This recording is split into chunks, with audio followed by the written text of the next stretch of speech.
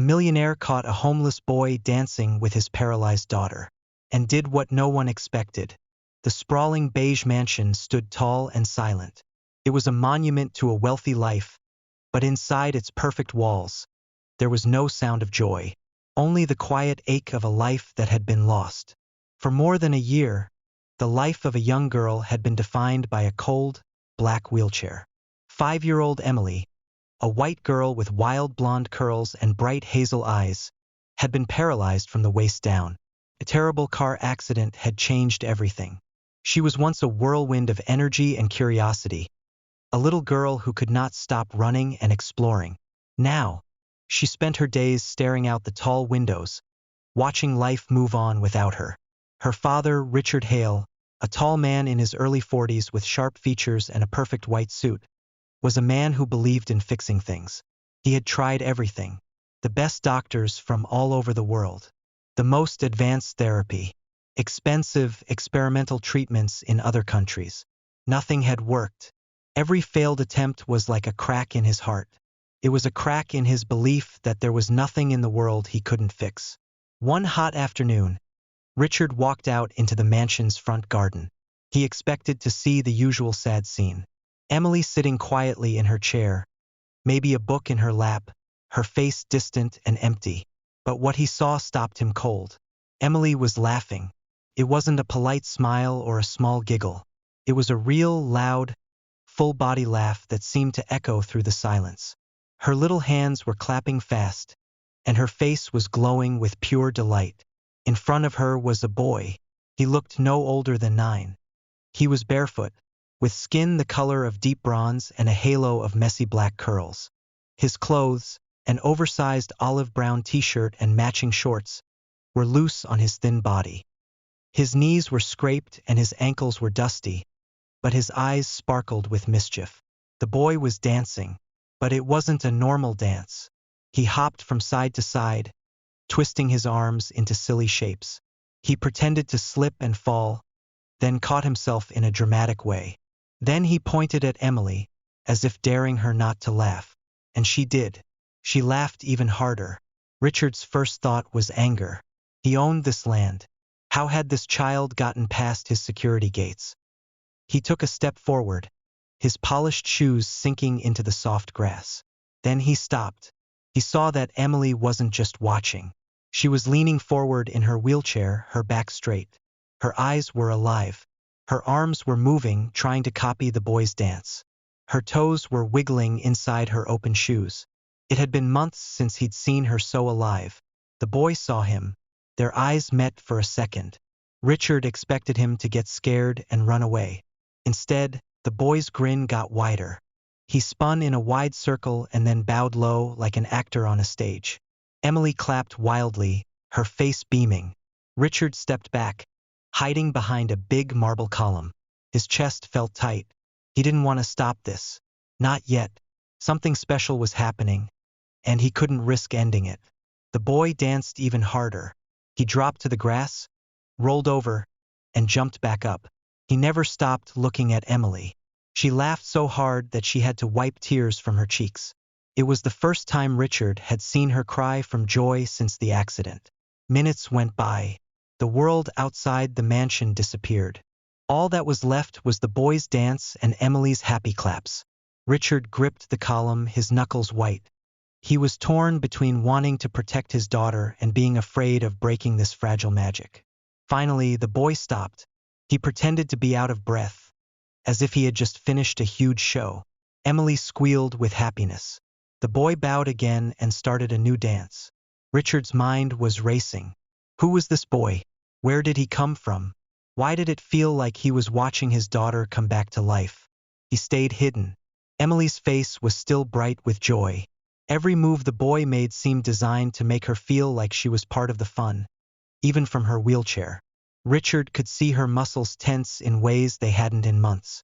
Her body shifted slightly to the rhythm of his dancing. The millionaire's heart pounded, but this time, it wasn't from sadness or frustration. It was from hope, a small, scary hope. Hope wasn't something Richard Hale allowed himself to feel easily. He needed answers, and tomorrow he would get them. Tomorrow he would come out from behind the column and find out who this boy was. The next day, Richard didn't hide. He went straight to the garden. Emily was already there, bathed in the golden afternoon light. She looked ready for something, glancing toward the front gates every few seconds. Just as if she had called for him, the boy appeared. He slipped through a gap in the hedge near the wall, his bare feet making no sound on the grass. His clothes were the same as yesterday, just a little dustier. He didn't see Richard at first. He went straight to Emily, raising his arms in a big, happy greeting. "Ready for the show?" He grinned. "Yes," Emily squealed, clapping her hands. But before he could start, Richard stepped forward. The boy froze. His smile faded. His eyes darted to the gate, then back to Emily. "I'm sorry," he said quickly, his voice low.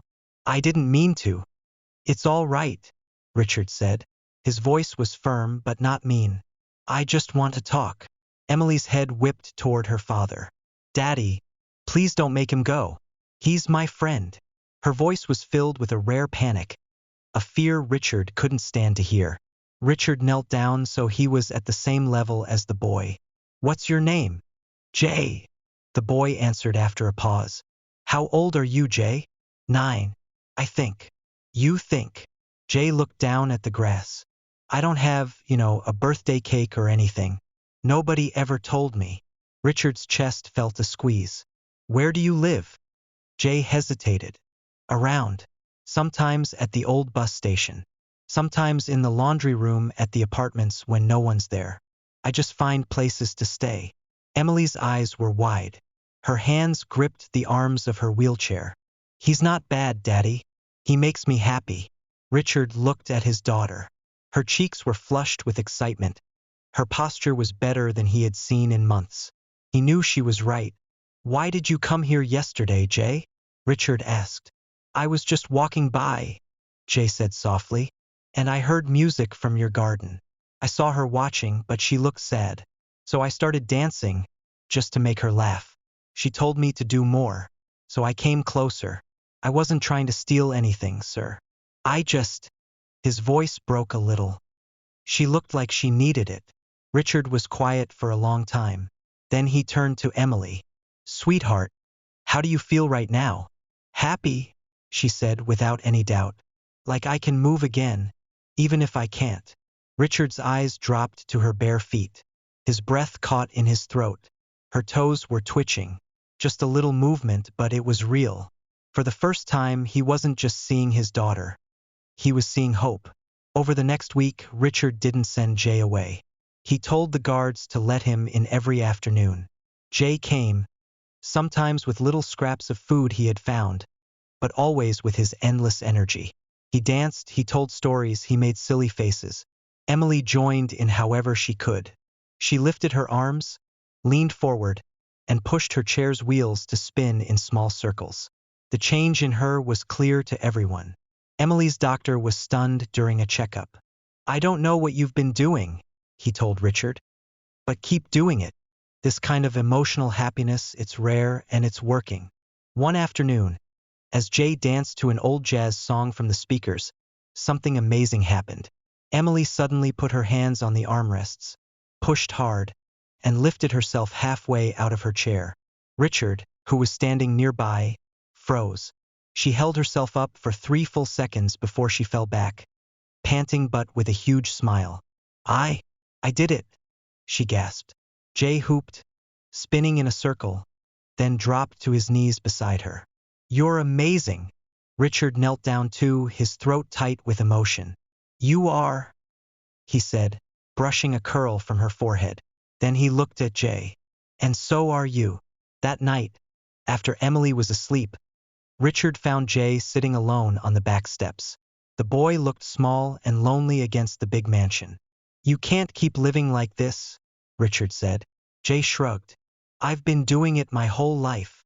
"Not anymore." Richard's voice was strong and sure. "From today, you live here. You'll have a room, meals, new clothes. You'll go to school. You'll be part of this family." Jay stared at him, his eyes wide. "Why? You don't even know me." Richard's face softened. Because you gave my daughter something no doctor, no therapy, no amount of money could. You gave her hope. And I won't let the person who did that sleep on a cold floor ever again. Jay swallowed hard, looking away. But not before Richard saw tears forming in his eyes. The next day, the garden was happier than it had ever been. Jay danced, Emily clapped, and Richard stood watching, a small smile on his face. For the first time in a long time, the mansion didn't feel like a lonely prison. Felt like a home,